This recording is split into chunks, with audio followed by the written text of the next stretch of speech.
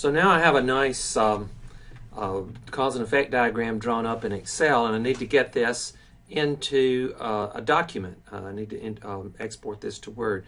One way we can do this is to copy, but you have to be sort of careful on how to do this, and I'll show you. So first we want to highlight the whole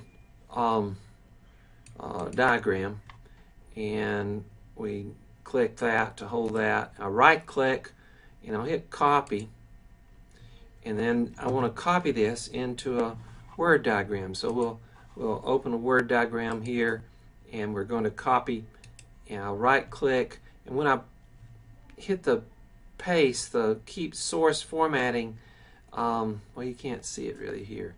It's gonna give you a mess when you copy this. That's ugly. Whew, that is really bad. So we definitely don't want to do that.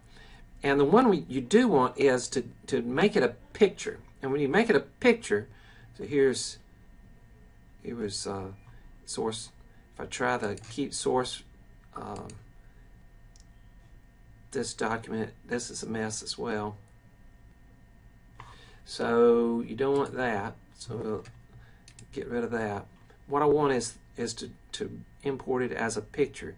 But when I do that, I say, "Ooh, it's got that grid line," and it would be cleaner without that grid line. I mean, this would work. So you can do this, and you can size the picture. So that works. But what if I didn't want that grid line?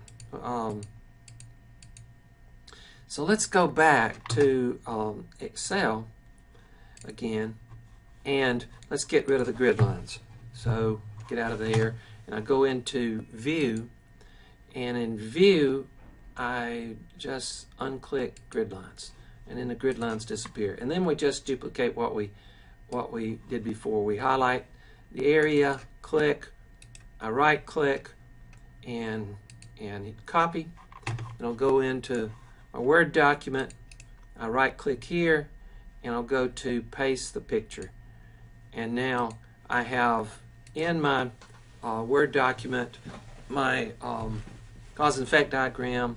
It retains the sort of formatting or appearance it originally had. We've gotten rid of the grid lines, and so it really looks truly integrated into the document. And you can put this in various places, locate it centered, or wrap the text around it, or whatever. So that's how we will copy a diagram from Excel directly into Word.